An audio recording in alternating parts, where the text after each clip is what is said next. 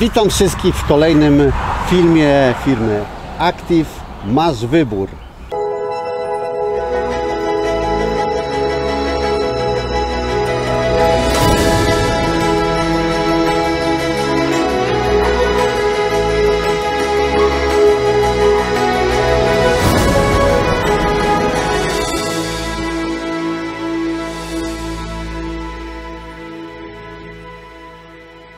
Tematem dzisiejszego spotkania będzie węgiel organiczny. Dlatego zaprosiłem do udziału w naszym filmie niezależnego eksperta rolniczego, pana doktora Jerzego Pruchnickiego. Dzień dobry.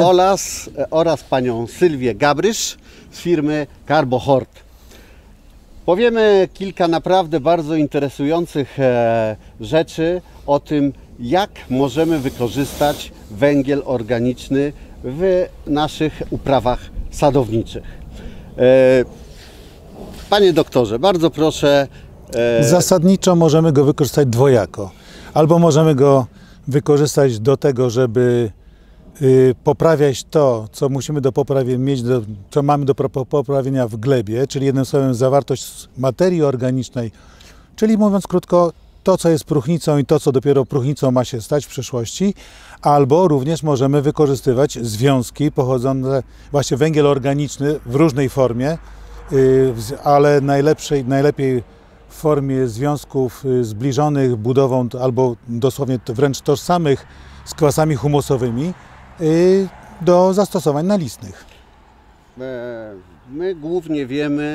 My sadownicy głównie wiemy, że węgiel organiczny ma poprawić nam strukturę gleby. Taka jest powszechna opinia i o to tym prawda, wiemy. Natomiast ale to, co pan powiedział o tym stosowaniu nalistnym, to jest dla nas coś zupełnie nowego. Tutaj jednak właśnie biorąc się do tego pierwszego tematu, pamiętajmy o tym, że drzewa to są też rośliny i one potrzebują, tak samo jak każda inna roślina, potrzebują dobrej gleby do tego, żeby dobrze rosły. Wtedy będą produktywne, będą odporne, nie będą miały problemów i także sadownik nie będzie miał wielkich problemów, a będzie miał dobry plon.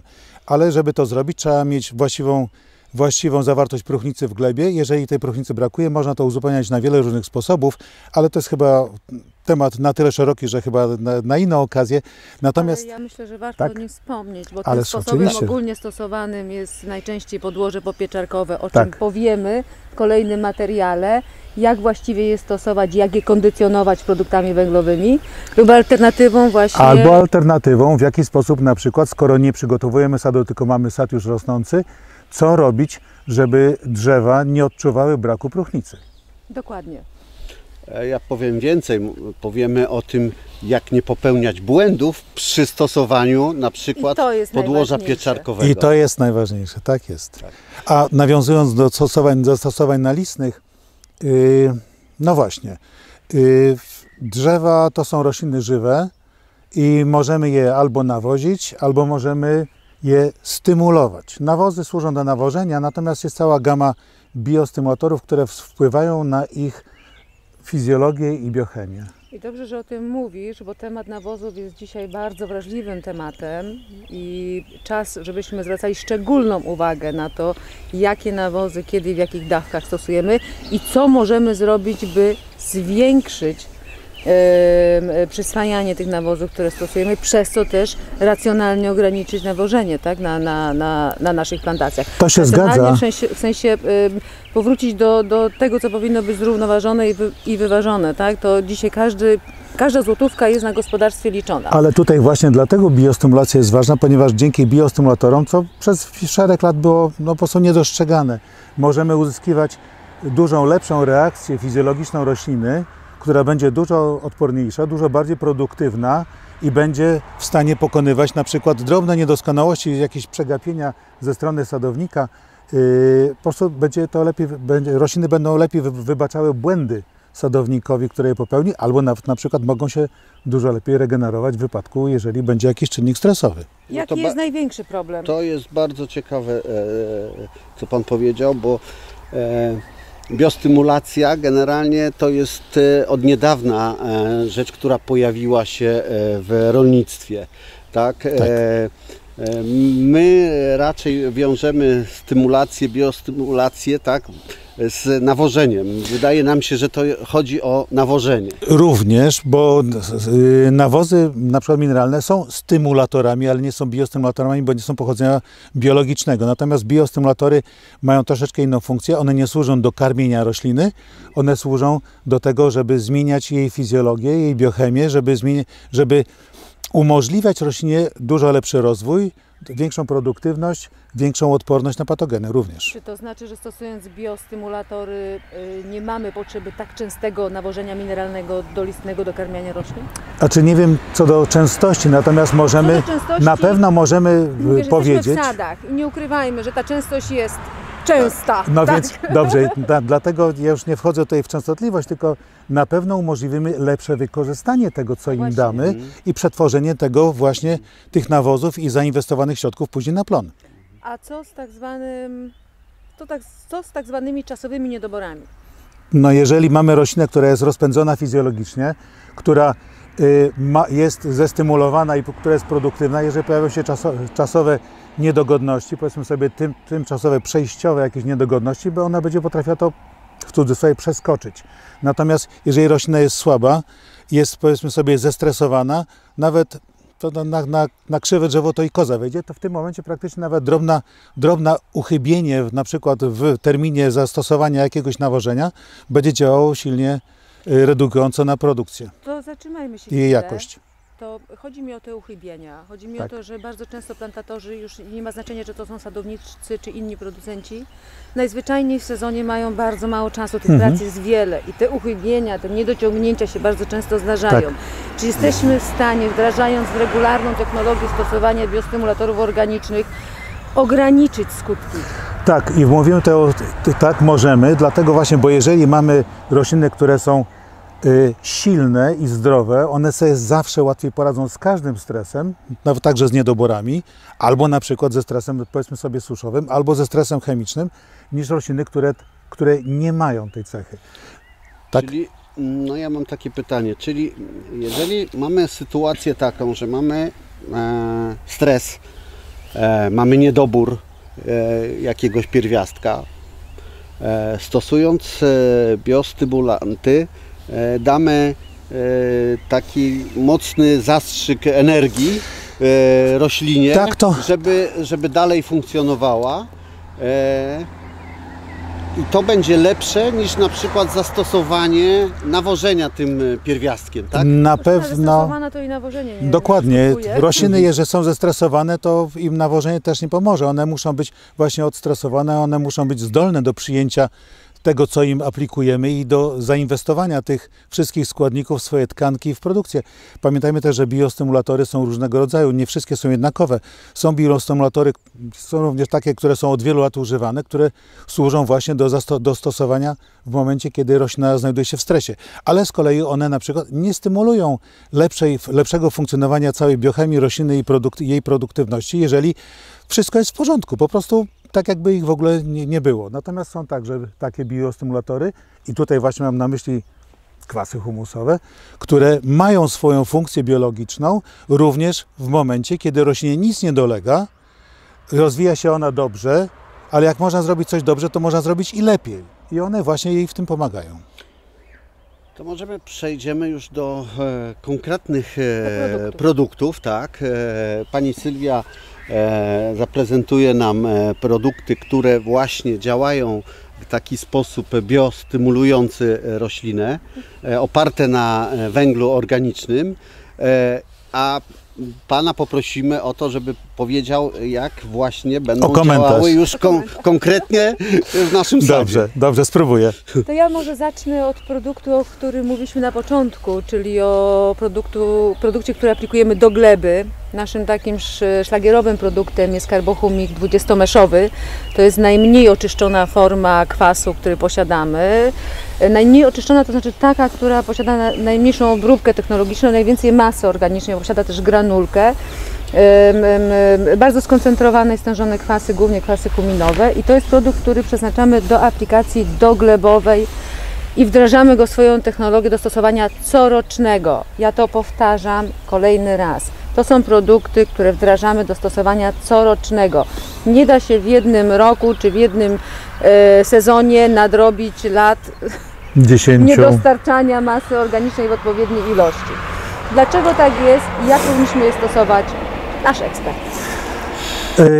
Tak, to jest bardzo ciekawy produkt, właśnie dlatego, ponieważ podajemy tak trochę wash and go, bo podajemy zasadniczo już wolne kwasy humusowe, które będą dosyć szybko wchłaniane przez system korzeniowy i które będą wchodziły w ogóle do gleby i będą powodowały jej naprawę, ale dajemy także sporo węgla brunatnego w bardzo drobnej formie, który będzie się rozkładał i właśnie dzięki temu, że będzie się rozkładał, w następnych 5, 10, 15 latach, a rozkładać się będzie właśnie na te kwasy fulwowe i huminowe, czyli de facto na kwasy humusowe, które będą wchodziły w następnych latach cały czas w grę. I jeżeli będziemy stosowali tego typu nawożenie, bo to, że właściwe słowo to jest kondycjonowanie gleby, będziemy mieli kumulujący się z czasem efekt poprawy jakości gleby i stałą dostawę kwasów humusowych dla roślin i dla gleby, która ich także potrzebuje, jeżeli ma niedostatek O próchnicy. tym się nie mówi, ale te rośliny, nie tylko gleby, ale te rośliny potrzebują też kwasów humusowych. Tak i prawda, ponieważ mało kto wie, że jabłonie, tak jak tutaj nas otaczają, czy powiedzmy grusze, wymagają zawartości próchnicy około 3-3,5% w glebie. Próchnicy, nie substancji organicznej, tylko próchnicy.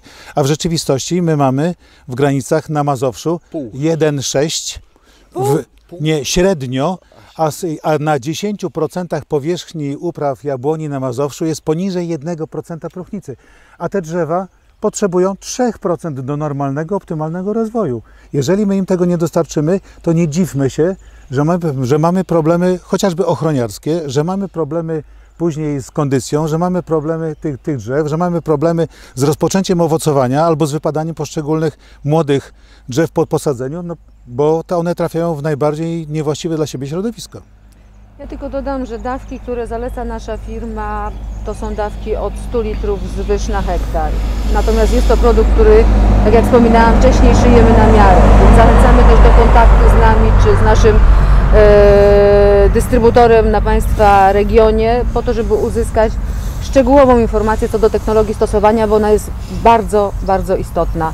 A teraz przechodząc do kwasów humusowych aplikowanych na listnie, to produkt, który mamy obecnie w ofercie, o którym też już jakiś czas mówimy, to jest produkt Maxi Plus i do tego produktu bardzo Państwa zachęcam, do tego, żeby wdrożyć go na stałe w naszych gospodarstwach. Nie tylko aplikowany solo, tak, ale aplikowany z każdym zabiegiem, z jakim wchodzimy do naszego sadu, a tak jak wiemy ten okres wiosenny, tak? Pytanie właśnie, a propos mieszania, czy z wszystkimi pestycydami, nawozami możemy mieszać, aplikować Pod w jednym warunkiem, zabiegu? że dany produkt, który mieszamy wraz z naszym kwasem, nie ma zastrzeżeń, że jest niemieszalny, no to tak. Natomiast kwasy humusowe są mieszalne z większością produktów, chyba że są to produkty, które powinny być podawane solo, tak, jakieś produkty, nie wiem, na przykład. Oczywiście, jeżeli ma takie zastrzeżenia w etykiecie, no to, tak? to szanujmy te Tu zastrzeżenia. nie ma przeciwwskazań, wręcz możemy zauważyć wzmożone działanie środków ochrony roślin, takich jak środki herbicydowe, fungicydowe, wzmożone działanie środków herbicydowych. Natomiast na pewno to, co jest skuteczne i udowodnione, to lepsze wchłanianie i przyswajanie makro i mikroelementów podawanych wraz z tym produktem. Tak, tutaj zwłaszcza mieszanie z nawozami mikroelementowymi jest bardzo skuteczne, ponieważ pamiętajmy o tym, że kwasy humusowe są najlepszymi środkami helatującymi, zawierającymi węgiel organiczny. I tutaj, tak jak zawsze mamy w helacie, powiedzmy sobie, tam jest cząsteczka, która łapie jakiś tam jon metalu w cęgi, powiedzmy sobie, nie wiem, powiedzmy mangan, molibden, cynk, cokolwiek innego. Tutaj mamy takich cęgów w każdej cząsteczce, to są duże dosyć cząsteczki, ale mimo to są wchłaniane przez rośliny, nie wszystkie, ale większość, zwłaszcza przy kwasach fulwowych jest. I one łapią i tych cęgów to one mają po kilka, kilkanaście, każda taka cząsteczka, więc one po prostu mogą dużo więcej zaciągać ze sobą i to robią. Czyli jest lepsze wykorzystanie tych nawozów. Nawet do 5-krotnie. Lepsze przyswajanie mikroelementów dzięki zastosowaniu łącznym z kwasami humusowymi, które po prostu się z nimi łączą i wchodzą razem do rośliny. Czyli możemy zaoszczędzić na nawożeniu A na możemy pewno troszkę zwiększyć jego efektywność. Na pewno zwiększyć jego efektywność, ale ja chciałabym jeszcze powrócić do tego, jak to dokładnie nazwałeś, tego kondycjonowania biostymulatorem Tak. roślin, po to, żebyśmy jak najrzadziej spotykali na naszych sadach skutki niedoborów minerałów, czasowych niedoborów. Tak. W sadownictwie największym problemem jest wapń. to, o Wapń czym jest, tak, rozmawialiśmy, tak? zdecydowanie wapnie tutaj. I tutaj powiedzmy sobie mamy dwie możliwości. Możemy stosować to z nawozami, które zawierają wapń. W tym momencie na przykład właśnie też dużo lepiej może być przyswajany wapń właśnie dzięki obecności kwasów humusowych. Chociaż z wapniem nie ma wielkich problemów, ale tutaj mamy jeszcze drugą rzecz, mianowicie taką, że właśnie dzięki temu, że kwasy humusowe lepiej stymulują i lepiej przygotowują roślinę na ewentualne sytuacje kryzysowe, stresowe, dużo łatwiej jest im przejść i pokonać ten czas, kiedy te niedobory wystąpią. To jeszcze pytanie, bo z tym wapniem, które jest takie istotne, a szczególnie istotne jest, żeby jak najwięcej wapnia zawierały owoce. Tak? I tu jest ten problem, że po prostu te owoce nie zawsze ten wapń we właściwych ilościach pobierają, Tak. bo on się w roślinie dosyć Tak. Zawsze jest słabo tego- przemieszcza. Zawsze jest tego jakaś przyczyna, Tak. tak się dzieje. To najczęściej jest jakiś problem stresowy, tak? który jest spowodowany w taki, a nie inny sposób. I po to, No byśmy, również. byśmy tego unikali, warto jest roślinę pozytywnie stymulować, ja to tak nazywam. Tak, no, warto ją aktywizować biologicznie, bo oczywiście tak, w kilogramie owoców powinno być między 600 a 1000 mg wapnia. Ale pamiętajmy o tym, że rośliny mają tendencję do gromadzenia wapnia właśnie w liściach tak. i w rozetach liściowych przy owocach, a nie w samych owocach. Tylko żeby one się przemieszczały, to muszą być aktywne biologicznie, czyli jeżeli te rośliny po prostu żyją, czują się dobrze i dlatego tak ważna jest ta próchnica w glebie, co mówi Pruchnicki. Dlatego właśnie tak ważne jest, żeby te rośliny się czuły dobrze, wtedy praktycznie wszystkie procesy fizjologiczne będą powodowały dobre przemieszczanie się także z liści do owoców, co nie jest typowe, bo wiadomo, że z pędów się nie cofają, ale z tej rozety przyowocowej dużo łatwiej. No i dzięki temu wtedy możemy uzyskiwać duże owoce o po pierwsze dużo lepszej jakości, o twardszym miąższu, o lepszym przechowywaniu, o niższym współczynniku oddychania, a więc także dłuższej możliwości przechowywania niż te, które tego nie mają. Materiał jest bardzo obszerny, wiedza na temat węgla naszych gości jest bardzo duża. Myślę, że powstaną następne materiały już może bardziej szczegółowe, techniczne. Także bardzo dziękuję. Wiem, że pani Sylwia jeszcze chce coś powiedzieć. Tak. W związku z tym, że współpracujemy z firmą Active, mają Państwo okazję na hasło Carbohort zakupić w firmie Active jeden z wybranych produktów w cenie niższej o 50%, ale jest haczyk. Dla chętnych, którzy zakupią ten produkt, będziemy Państwa prosić o zgodę na odwiedzenie gospodarstwa w celu sprawdzenia efektu. Zapraszamy wszystkich do skorzystania z tej fajnej promocji. Zapraszamy do sklepów Active.